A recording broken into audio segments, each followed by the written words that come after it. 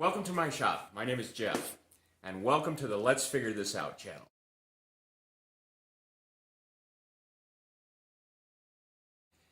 Today we're going to figure out how to winterize a 2007 Honda ATV.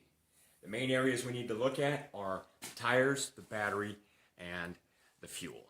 It doesn't have any water in it, so we don't have to deal with a radiator. So let's get started. This is a 2007 Honda Recon ES. These are the original tires, which makes them about 13 years old. Out here we have stickers, and these stickers are hard on tires. If I was to just let the ATV sit, it'd eventually go flat, and eventually the tires would split, and I'd have to replace them. What I like to do is to jack it up, put it on some blocks, and that way I don't have to buy new tires. So, let's figure this out.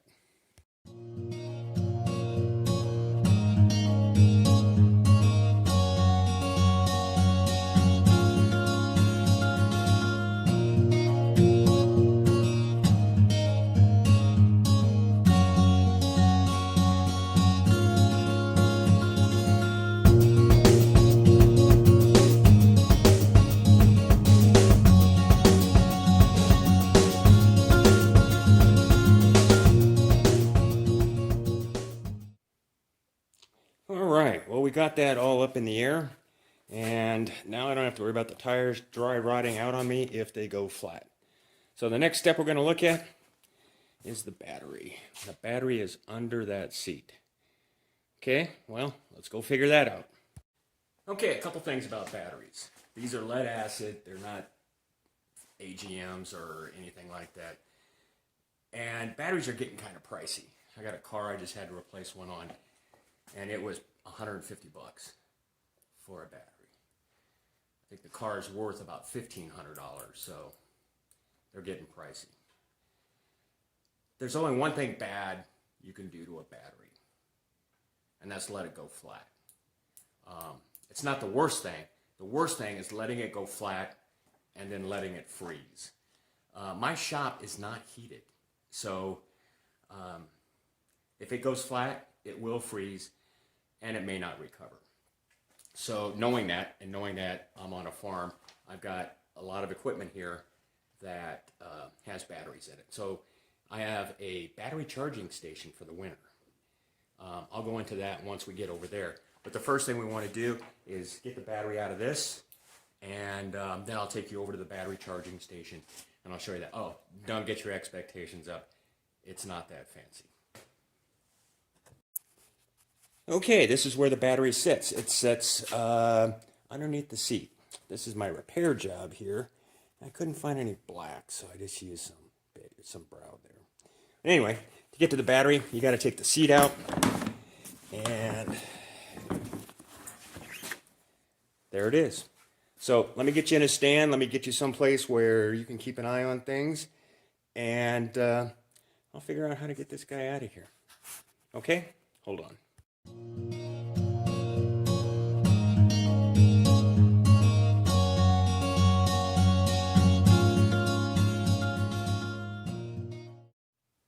Okay, we got the battery out. She's all ready to go. She's in pretty good shape. No cracks, no bulges, no leaking, so very happy. Okay, I'm going to move it over to the battery charging station, and we'll pick up from there. And this is my high-tech winter battery charging station. Currently, it's only got one battery on it. Well, that and the battery for the ATV. That battery is actually for this beauty right here. It's kind of hard to get it. 1975 VW bus. That's going to be a whole nother project, but not for today. The way this charging station works is right up here. I've got a timer, an industrial timer. And every day it comes on. It's not set for 4 hours now, but it'll be set for 4 hours. And so it'll come on every day for 4 hours. It powers this outlet. This outlet powers this power strip. This power strip powers this trickle float charger. Now, you use a float charger because it'll get up to a certain voltage and then it'll float. you don't have to worry about overcharging. Okay? Okay, well, our last section is fuel, and if you watched any YouTube videos, which I'm sure you have, on small engines, lawnmowers, generators, one of the biggest problems people have is they leave fuel in them, the carburetors get gummed up, and then you got to tear the carburetor apart. So the best thing to do is to get the fuel out. So let's figure out the best way to get this fuel out of here. Okay, well, it's going to be kind of hard to see because it is up in there. But hopefully I get my flashlight out here and I can point out how to get the fuel out of here. Right there, right in the middle, is a little screw. You open up that screw and there's a tube that will actually drain all the fuel out of the carburetor. Along with that, it'll drain the entire tank. Now, the problem is, this guy has a fuel selector on it. And the fuel selector has a reserve, an off, and down here on. So it's in the on position right now. And I don't know if you put it in on, it'll drain it down to the reserve tank. And then you put it in reserve and drain the reserve tank. What I don't know is if you put it in reserve, will it drain everything? So I'm going to do a two-step process in which I put it in on, drain it, move it up to reserve, drain it, and then see if it's, well, I can't see if it starts because there's no battery in it. Well, I got a pull start. Well, I'll see if I can pull start it. Anyway, let me get you in a stand and you can watch me try to drain this thing.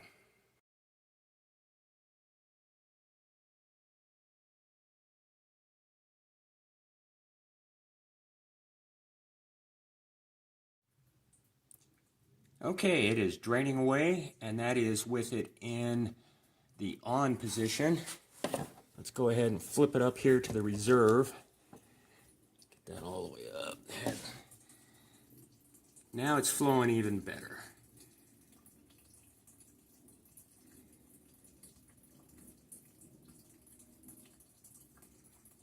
Okay, when that completely drains out, I will bring you back and we'll wrap this up. Well, it looks like we figured out how to winterize an ATV. Well, as you can tell, after watching this video, I am by no means an expert at this. I'm not an expert at anything. I wanted to put this channel together because I figure things out.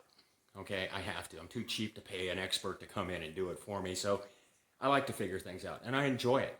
And I get a sense of accomplishment when I can figure something out and stand back and say, look what I did. So what I want to do is I want to come up with some projects that we can go back and forth in the comment section and figure out the process on how to do a particular project. This one, it's a single video, but your comments will be appreciated because I do this every year to these quads. But on future projects, they're going to be multi-video projects. So in the first one, we'll start the project, and I'll tell you where I'm going next, and if you can give me comments to help me through the process, through the project. And hopefully, other people reading it will also gain knowledge from that. This whole channel is about helping each other figure things out. If you liked it, give it a thumbs up. I'm not quite sure what that means because this is my first YouTube video. If you don't like it, what I would appreciate is a constructive comment. Tell me what I'm doing wrong nicely, and keep it short. If you write 500 words on something and you get in the weeds on technical details, my attention span is about that big. So unfortunately, I'll just gloss right over it. So my goal in life is to make progress. I don't seek to be perfect. I just want to try something, figure it out, move forward, and make progress as I do it again the next time. So again, thanks for watching.